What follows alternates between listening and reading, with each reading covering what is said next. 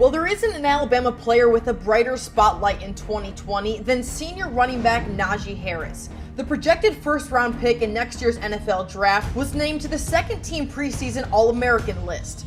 Last year, he was a go-to threat on the ground and in the air for Steve Sarkisian's offense. Harris put up more than 1,200 yards on the ground and another 300 receiving. He found the end zone for the Tide a combined 20 times. So what's it going to take for number 22 to have a Heisman-like campaign in 2020? Well, Najee isn't known for his verbal leadership, but he'll need to replace Tua as one of the primary voices heard in the locker room. Najee will look to continue to be a dual threat in the Tide offense and make those breakout explosive plays that we've seen the past 3 seasons. Ultimately, Najee needs to show consistency throughout the entirety of his 2020 senior season.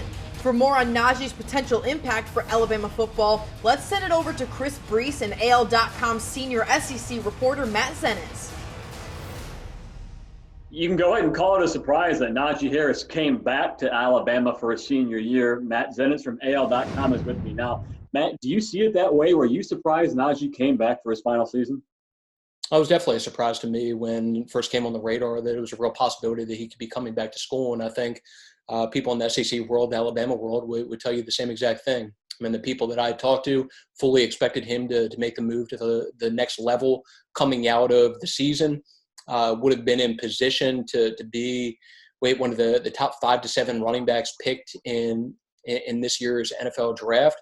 And I guess fortunately for Alabama, Najee ultimately made the decision that he could improve his stock by coming back for another year, and it's going to put him in a position where I think he's going to have a chance to be in the mix for maybe a Heisman Trophy this year, and it'll definitely be, I think, that leader for Alabama offensively and put them in a position to be highly successful on offense once again. But Najee's definitely a guy that if he had come out would have been in the mix to be a top 3 or 4 round draft pick. And like I said, it was definitely a surprise on that he, first of all, was giving serious consideration to coming back, and then ultimately when he did make the decision to come back to school. When you look at this depth chart, to me it looks like a typical Alabama running back depth chart. You have your senior leader who tends to get most of the carries, but then you have a ton of guys behind him, like Trey Sanders is unproven, Brian Robinson, Keelan Robinson, 2 guys who are trying to prove themselves more. How do you see that mix of those guys getting the ball and what that's going to look like for Najee and everybody else?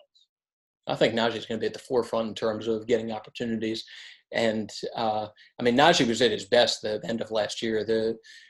From the midpoint of the season on, it seemed like he was getting better and better game by game. And really in their biggest games, it seems like he was at his best, whether it was the game against LSU, which they ultimately lost. It was highly productive during the course of that game and helped put them in a position where they were in a spot where they came back and had a chance to win that game, and then ended the year with a great performance against a solid Michigan defense. But, they have great depth in that room, and I know Najee's the lead guy, but it'll be interesting along the lines of what you just said to see how it shakes out in terms of opportunities for some of those other players, because Brian Robinson obviously contributed some last year. And I can tell you that there were some people going into last season that, as crazy as it may seem now, felt like Brian had an even bigger upside, and maybe even bigger upside as far as the next level compared to Najee. So it's not like Brian's devoid of talent by any means, even though Najee led the way last year. And then with Trey Sanders, Trey was going to be in position to be a contributor for them. He was doing some good things early on at Alabama. And it was very much on the radar for them as far as a potential contributor to go along with that combination of Najee and Brian. And unfortunately for Trey, suffered the injury, missed all of last year, but he's another one that has a lot of talent, former 5-star guy that is very much going to be in the mix for opportunities, and then have a couple other young players to go along with that. So Keelan Robinson did some things last year, has some breakaway home run ability that Coach Saban has referenced before. He's another one that'll be a factor in that competition for playing time to go along with, obviously, Najee's carries. And then you add one of the top running backs from this year's recruiting class in Jace McClellan, who is a top 50 overall guy nationally, and somebody else who I'm sure isn't just going to throw in the towel and be fine redshirting this year, is going to be very much determined to try to create a role for himself and get some opportunities also. So you really have a lot of depth in that room. Be a challenge for running backs coach Charles Huff, a good challenge for him because of all the talent they have to try to divvy up the opportunities and keep all of these guys happy.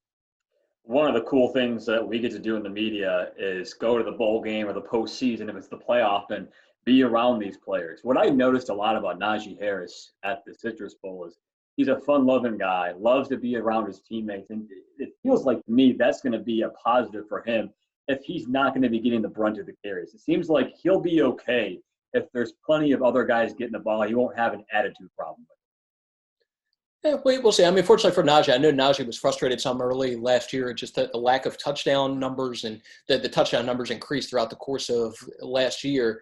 But I think it's fair to say, just based on what I know about Najee's going to want his opportunity. So it'll be a challenge, once again, a good challenge for Charles Huff, just in terms of trying to keep everyone happy in that room, because obviously it's great to have a lot of talent. But at the same time, the challenge that comes along with having a lot of talent is talented players want to get on the field, and any coach around the country that has a number of very good players that they're dealing with within their position group has that challenge of trying to keep everyone happy, involved, engaged, and just getting the number of opportunities necessary to keep them satisfied.